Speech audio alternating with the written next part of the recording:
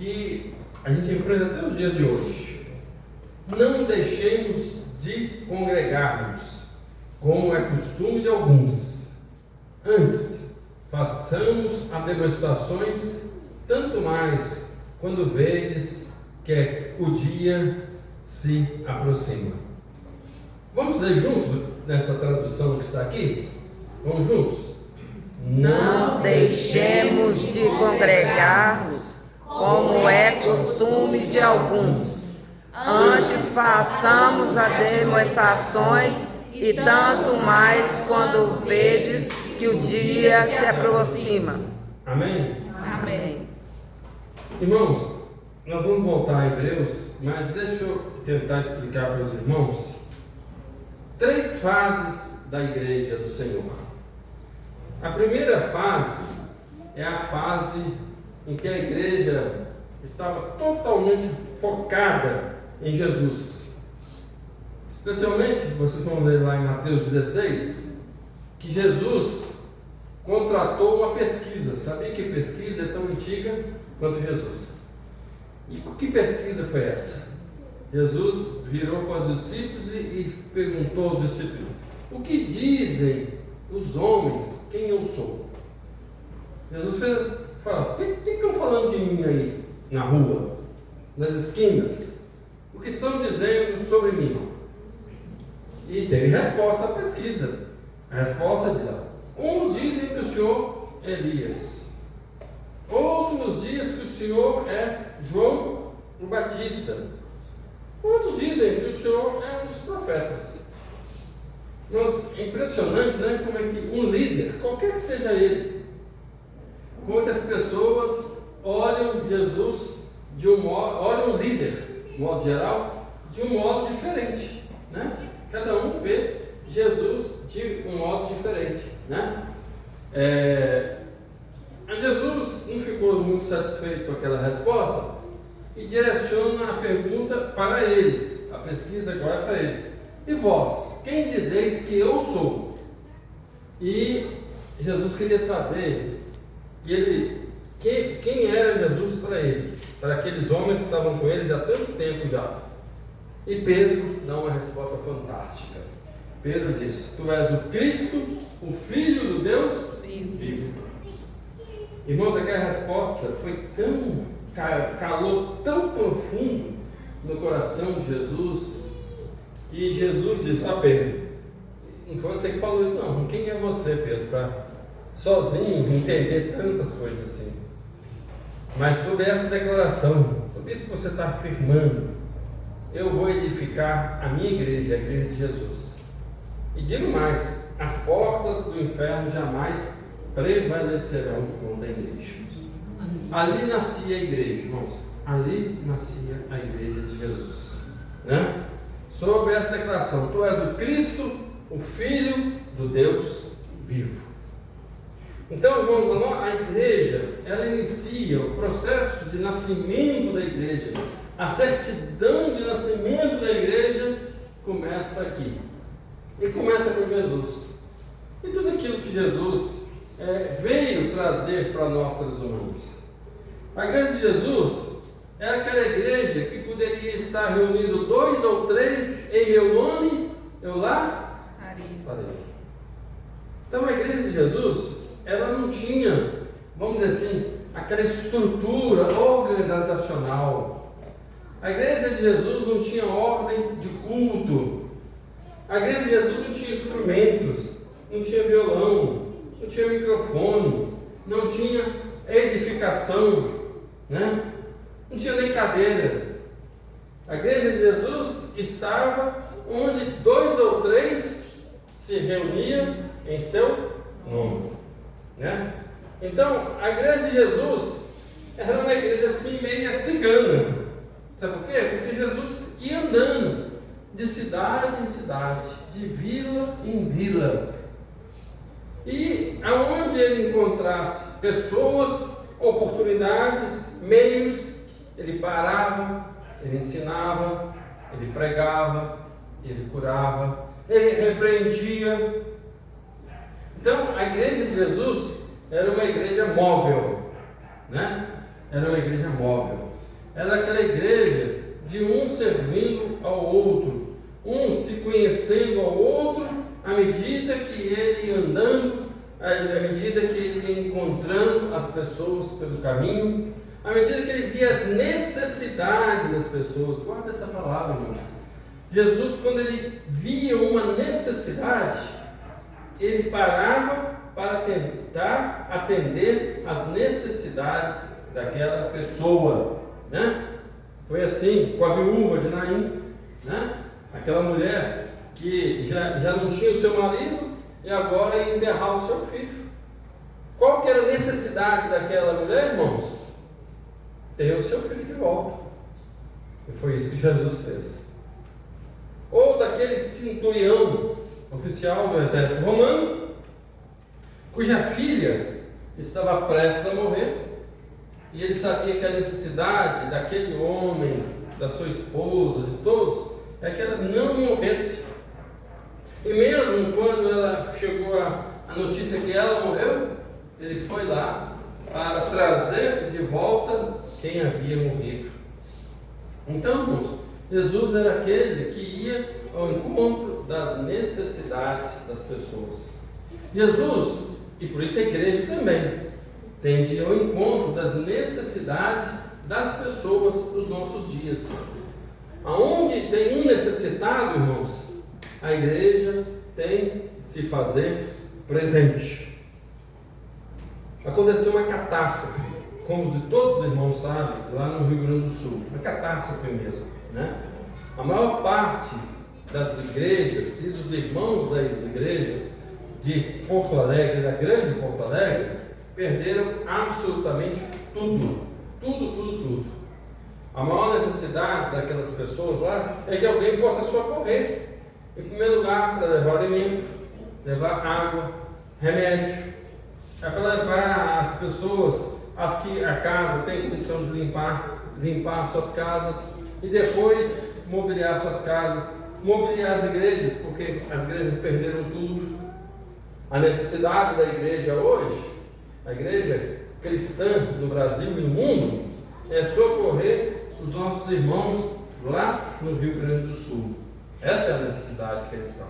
Mas não é só isso, é levar também a palavra de Deus para eles, levar consolo para eles, levar ajuda a eles naquilo que eles estão fazendo. E existem muitos irmãos nossos que estão lá fazendo isso em nome de Jesus e em nome da igreja do Senhor Jesus. Nós estamos fazendo isso lá. Os irmãos podem ter certeza disso, né? Bom seria se a gente pudesse todo mundo lá ajudar, né? Bom seria. Mas nós, às vezes, não temos tempo, nem saúde para isso, né? Para fazer aquilo. Então, tem jovens, tem pastores, tem pessoas que estão fazendo. O pastor da primeira igreja batista de Céu Azul, por exemplo, ele é pastor e ele é dentista. Ele fechou o consultório dele e está lá em Porto Alegre, ajudando na carreta missionária que tem gabinetes dentários.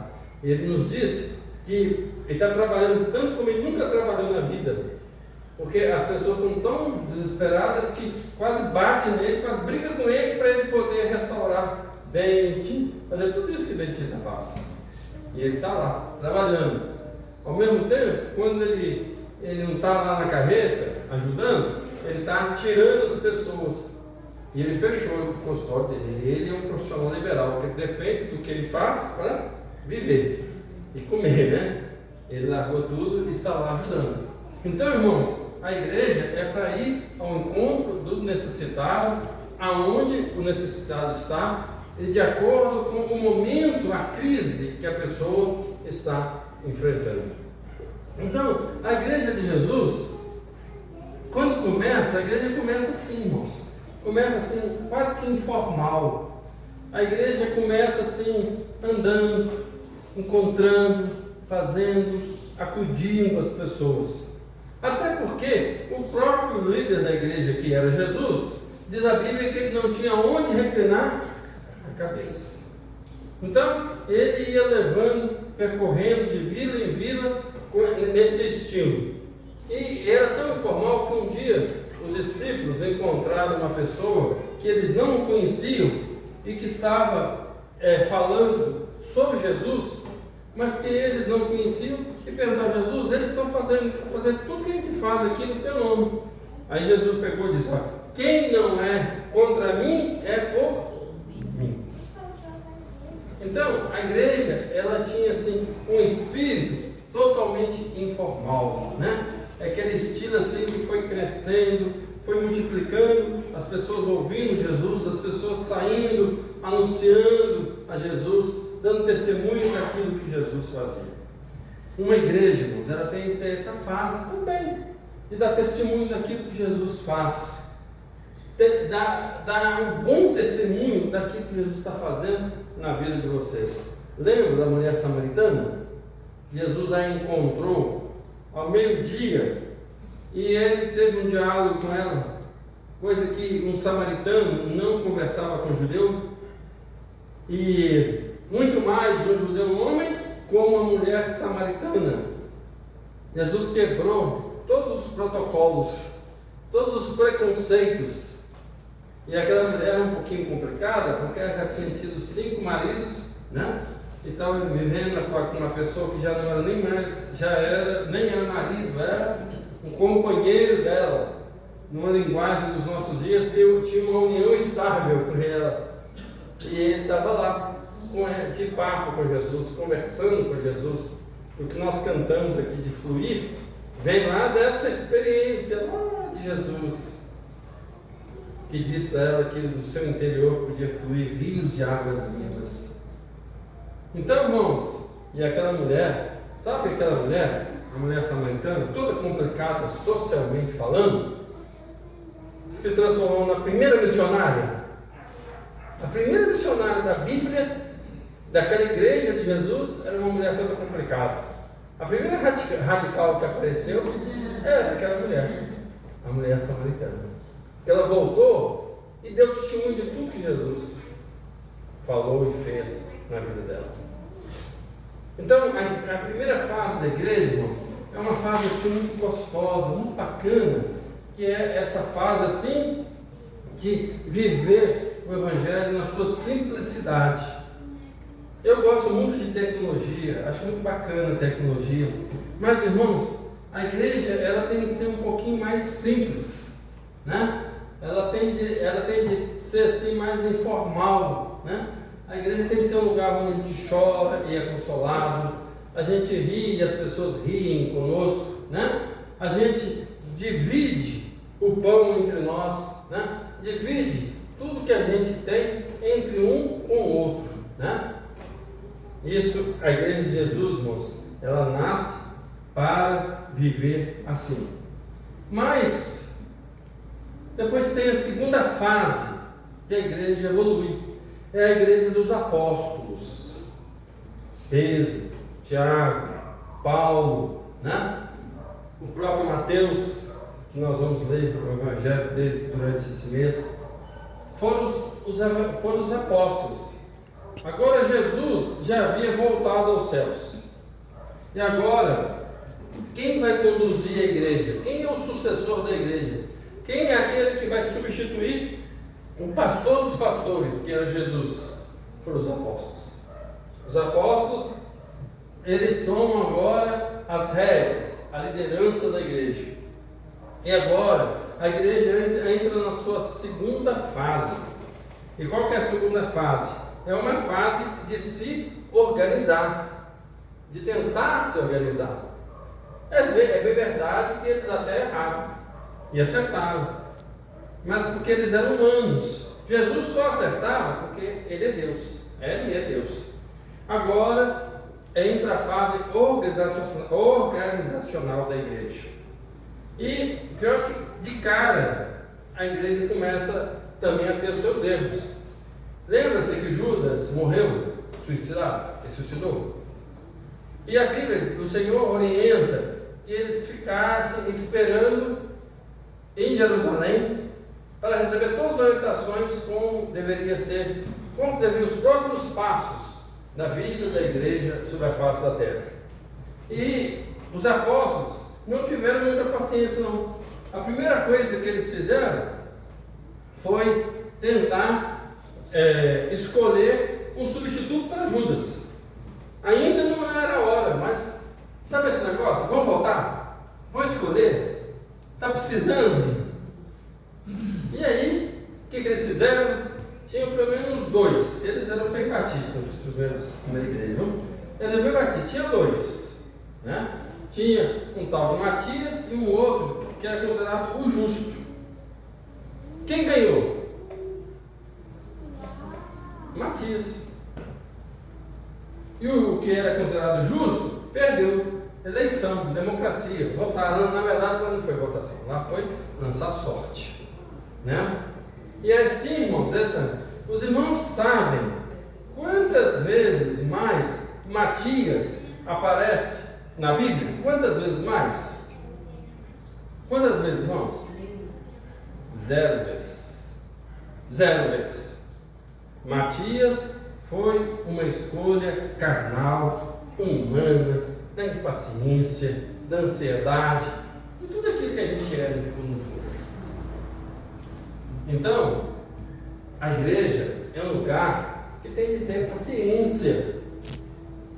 Os apóstolos estavam impacientes, eles estavam querendo começar. Eu nem os repreendo por isso, não.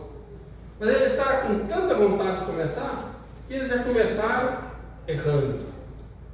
Então, igreja, irmãos, a vida da igreja é um lugar que a gente tem que desenvolver a paciência, aguardar no Senhor, esperar no Senhor, descansar no Senhor. Irmãos, eu não sei quantos são ansiosos, eu morro de ansiedade. E ansiedade tem preço, sabia? E um preço que pode ser pesado. Ele pode acabar com muita coisa assim, emocionalmente na sua vida. Uma vez eu descobri que a ansiedade pode também nos valer até dinheiro. Nós íamos começar um trabalho de discipulado na igreja, peguei o irmão Daniel, o irmão lá da igreja, ele foi comigo para buscar os livros que a gente tinha comprado, ele foi buscar o livro, eu fiquei esperando ele no carro, e ele começou a demorar, até que eu falei assim, não é possível. Eu peguei o meu carro, coloquei no estacionamento, entrei no estacionamento e fui atrás do Daniel. Aí já estava nervoso, né?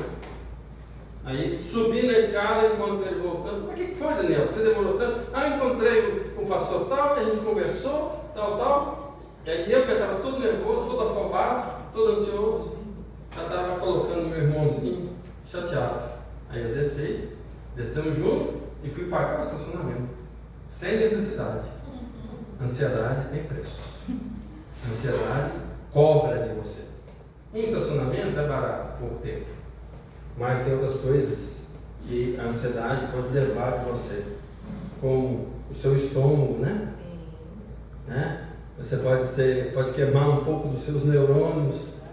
Pode brigar com quem você não deve brigar.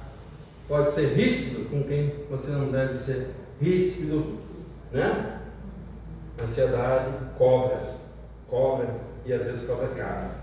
Então, irmãos, a igreja que agora entra nessa segunda fase, que é a fase dos apóstolos, ela começa já com ansiedade e escolhe um cidadão, um irmão nosso lá que nunca era o escolhido.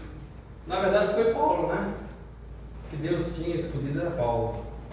E Paulo foi muito melhor que todos. Paulo, irmão, fundou igrejas. Paulo escreveu 13 cartas que a gente lê todo dia na nossa vida. Então a gente tem de saber esperar. A igreja é lugar de trabalhar as nossas paciência, todas as nossas emoções. A igreja nos ensina todas essas lições. Agora, a igreja dos apóstolos, irmãos, era uma igreja também assim que não tinha entendido muito bem as coisas. E o que acontece? Eles achavam que o evangelho, que Jesus, era só para os próprios judeus. Era só para os judeus. E agora se levanta Paulo e diz, não, nós estamos, que Paulo era judeu inclusive, não, nós temos de ir até os que não são judeus, os chamados gentios. E aí o pessoal reuniu como fosse um culto administrativo para debater se o evangelho era só para judeus ou era para todos. Né? Quando a gente quer organizar muitas coisas, a gente perde muito tempo debatendo. Irmãos, quando um assunto é para ficar debatendo a mesma tecla, não é de Deus não. Não é de Deus não. Aquele que é de Deus flui, quando cantamos aqui. Aquele que é de Deus vai tranquilo. Vai, simplesmente vai. Não tem que ficar buscando muita regra, muito estatuto, muito regimento, muito isso, muito doutor para isso, muito técnico para aquilo outro. As coisas vão. Havia uma irmã em Cristo, essa irmã, infelizmente essa irmã não está mais entre nós, ela era a pessoa que mais ganhava pessoas para Jesus. Aí um dia o pastor dela, que não era eu, foi participar de um congresso e convidou ela para ela dar o testemunho dela. E ela nasceu numa comunidade muito pobre mesmo. Aí o pastor explicou como é que é um congresso, todo aquele ritual. Ela pegou e falou assim para o pastor dela: pastor, é o seguinte, o senhor chega lá, fala tudo que eu faço aqui na nossa comunidade, para o pessoal lá, enquanto o senhor está falando, eu estou ganhando almas para Jesus. Eu não vou gastar o meu tempo com isso não. Entendeu? Assim, as coisas, elas fluem naturalmente. Não precisa gastar muito tempo com reunião. Há até uma história, não verdadeira, de um moço que converteu assim no finalzinho da vida dele, mas no finalzinho mesmo, e ele não conhecia denominação nenhuma, e ele chega no céu e foi mostrar o céu para ele, né? E o céu estava dividido por bairro, cada bairro era uma denominação, né?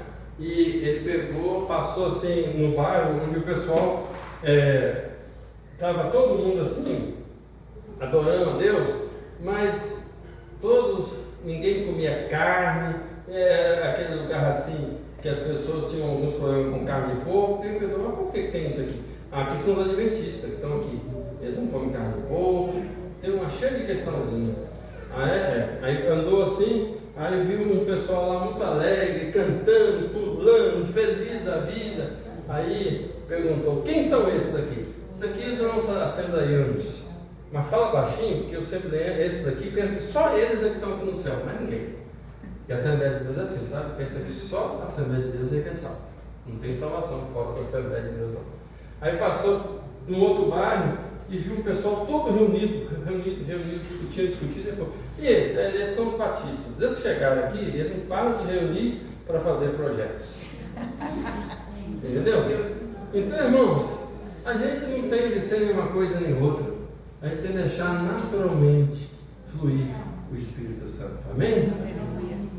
Queridos, mas havia tanto problema assim que realmente a fase 2 da igreja, a fase do apóstolo, não foi fácil não.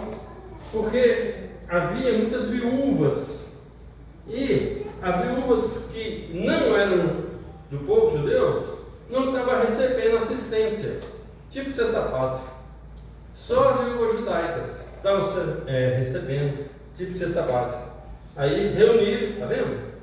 Organização. Reuniram e falaram, os apóstolos reuniram e falaram: daqui por diante nós vamos escolher 7 pessoas, que serão os diáconos dessa igreja. Eles vão levar o alimento a quem precisa. E nós, os apóstolos, vamos nos concentrar na oração e na palavra. Então a igreja, irmãos, tem que se organizar mesmo. E à medida que os problemas vão aparecendo, a igreja tem que saber quem faz isso, quem faz aquilo outro, quem tem um dom, quem tem facilidade para fazer isso, quem tem facilidade para fazer aquilo outro. A igreja começou a ser perseguida na era dos apóstolos. Nem bem nasceu, já estava sendo perseguida. E os apóstolos tentaram se organizar de forma tal para que pudessem combater e sobreviver às perseguições que já estavam acontecendo dentro da igreja. Uma igreja, irmão, sempre será perseguida por alguém. Sempre a igreja vai sofrer de alguém perseguindo a igreja. E quanto mais perseguida a igreja é, mais ela vai depender de Deus. Mais ela vai depender de Deus. Mais ela vai ter de orar. E mais ela vai ter de demonstrar amor às pessoas que estão perseguindo. Aí voltamos à igreja de Jesus, à igreja original. O que Jesus ensinou? Se alguém bater uma face, oferece também a outra. Duro, né? Entendeu? Foi Jesus. A igreja tem que ter essa capacidade. Jesus ainda ensinou mais. Se você fizer o bem só para quem quer o bem para você está fazendo alguma coisa? Não. Nada. Jesus disse que a gente tem de amar os nossos inimigos. Inclui seu pastor, seu marido também. Inclui a sua esposa também. Porque às vezes a esposa parece que é o inimigo, né? Às vezes a esposa fala, então ama todo mundo. Tá certo? Até o cunhado que está te devendo, não paga por nada. Assim que a gente tem que fazer. Amar a todos. Amar a todos. A igreja é um lugar onde a gente ama a todos. Porque a igreja, irmãos, é isso que eu quero dizer. Como igreja aqui, nós voltamos sempre a Jesus. A gente volta aos apóstolos, que também tentaram se organizar da melhor maneira possível. A igreja dos apóstolos é aquela igreja missionária. Era a igreja, na era dos apóstolos, que começa a mandar os missionários, que era Paulo, que era Silas, Barnabé. Barnabé era aquele missionário que trabalhava mais nas necessidades materiais das pessoas. Então começa a haver também essas obras missionárias. Começa a haver a organização de outras igrejas em outros lugares do mundo. Organização. A igreja precisa de ter o mínimo de organização e fazer a obra missionária. Agora, sabe que a igreja também tem problema? Tem divisões? O apóstolo Paulo, ele, na sua obra missionária, ele, não sei porquê, a Bíblia não diz o porquê, ele teve um desentendimento com um homem chamado João Marcos. Sabia disso? Que Paulo desentendeu com João Marcos? Eu fico pensando, a Bíblia não dá para falar isso, né? Porque é chato, né? Paulo desentendendo com alguém, não pega bem, né? Não pega bem. Mas a Bíblia nunca escondeu o erro de ninguém. Nunca. E Paulo teve um desentendimento lá com João Marcos, e cada um foi para um lado. Como diz lá no anterior, cada um foi para uma banda. Tá certo? E depois que Paulo está voltando, ele está até preso já, ele fala: manda que João Marcos venha até mim, porque ele me é muito útil. Ué, mas não tinha brigado lá atrás? Não havia desentendido lá atrás?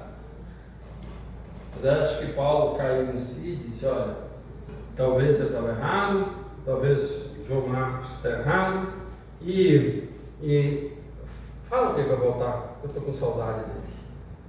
A igreja é assim, irmãos, a gente até discorda de um irmão, discorda de outro irmão, mas chega aquele momento que a gente lembra daquele irmão, eu com tanta saudade daquele irmão, fala o que para voltar, né?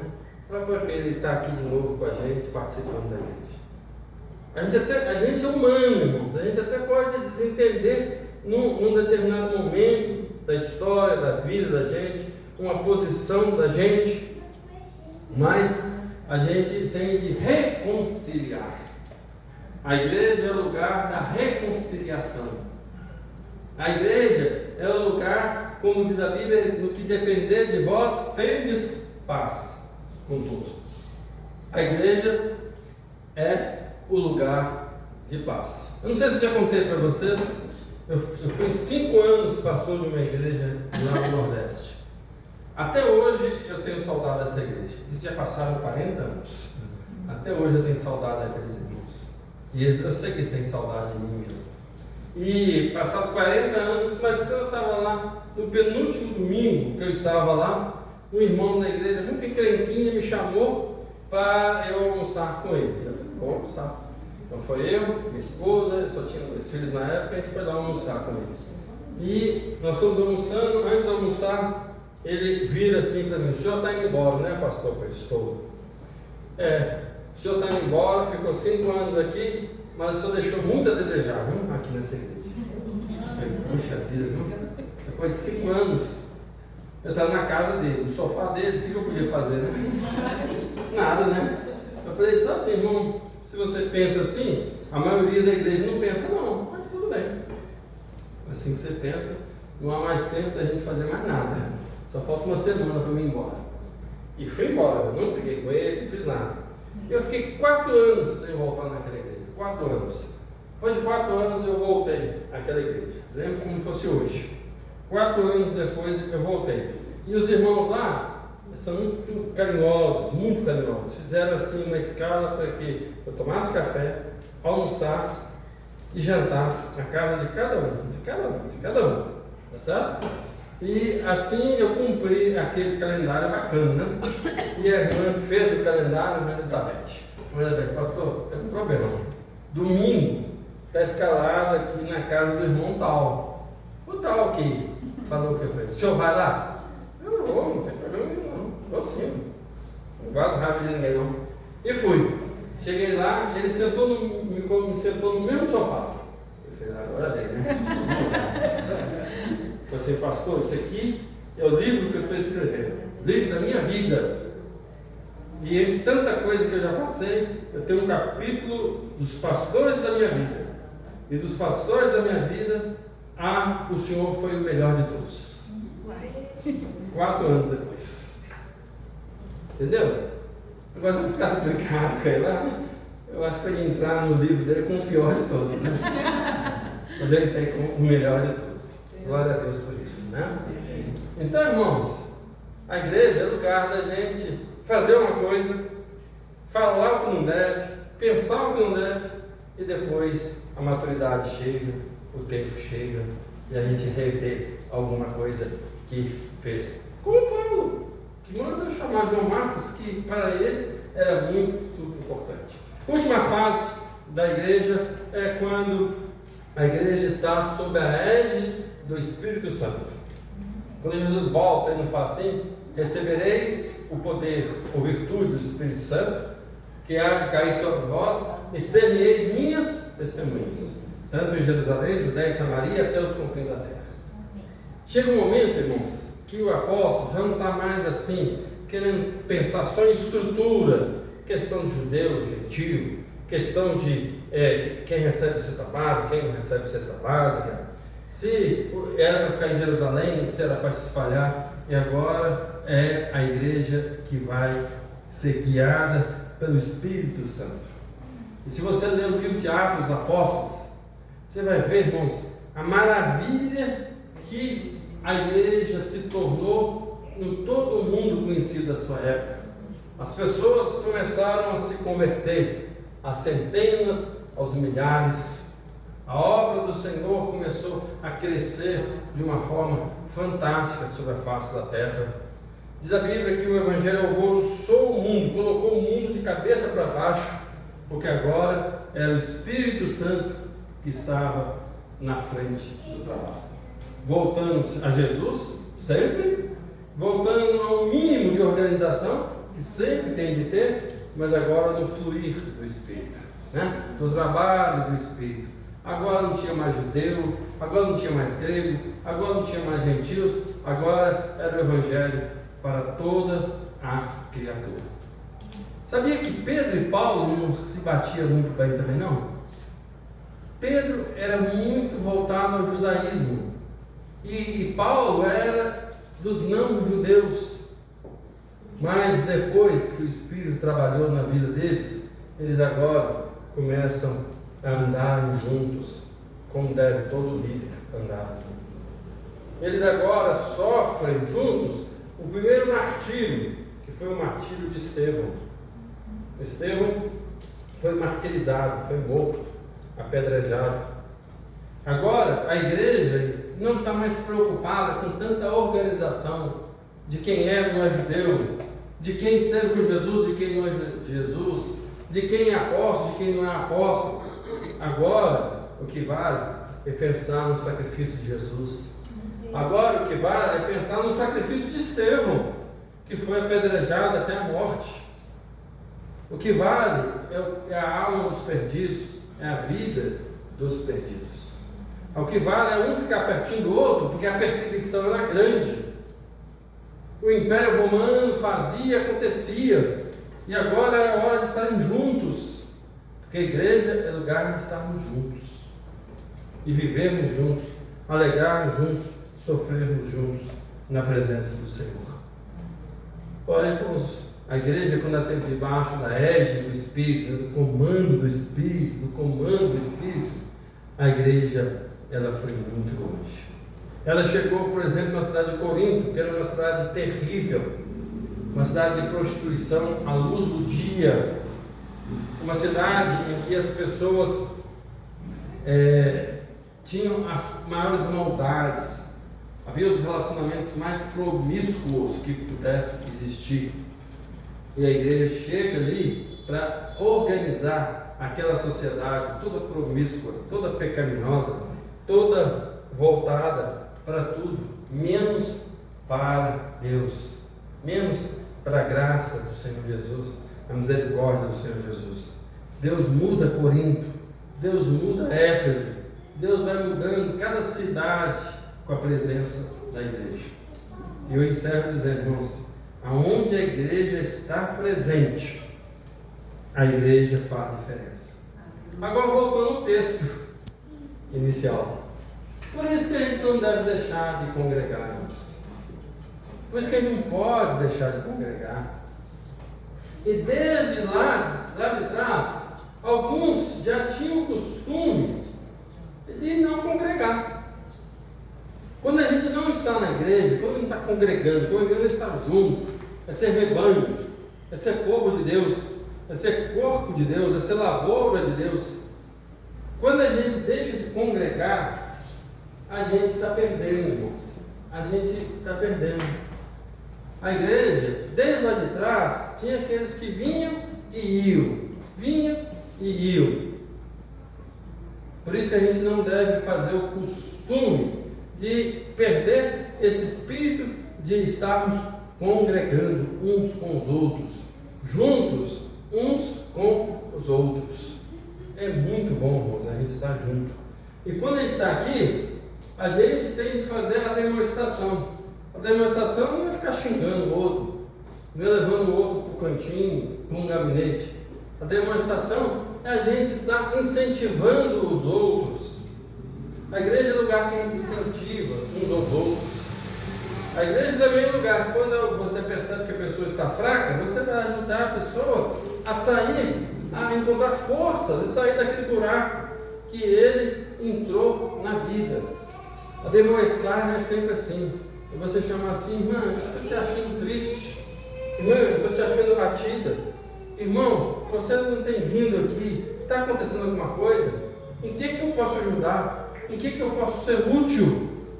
Isso é nos demonstrar uns aos outros. A gente ajudar um ao outro. Até porque quando você aponta o seu dedo para a pessoa, em risco, como diz, um está para a pessoa, tem 3 para você, né? E 1 para Deus. Então a gente não está aqui para ficar apontando as coisas das pessoas. Né? Nós não estamos aqui para ficar trocando acusações. Nós não estamos aqui para lembrar, você fala isso de mim, mas lá em 1988 você fez isso e isso. Lembra? Tem gente que nunca esquece o que aconteceu, né? Com data, dia e hora. Né, irmão? Esquece que a Bíblia ensina que quem está em Cristo, nova criatura é. As coisas velhas, e eis que tudo se fez novo. Irmãos, nós somos novos, nós somos justificados todos os dias, nós somos pessoas novas todos os dias, todo santo dia. E não dá para a gente ficar trazendo à memória aquilo que não dá esperança. A gente tem que trazer à memória aquilo que pode dar esperança. Então, a Bíblia diz, o autor lá diz que a gente deve nos demonstrar tanto mais quanto vedes que o dia se aproxima. Que dia é esse que está se aproximando, irmãos? A volta de Jesus. Irmãos, a volta de Jesus está se aproximando. Então, irmãos, se você já tem uma casa, não preocupe em ter a segunda, não, porque é bobagem, viu? Jesus já volta. Jesus já volta, né? Se você já tem um carro, não queira ter o segundo, não, tá certo?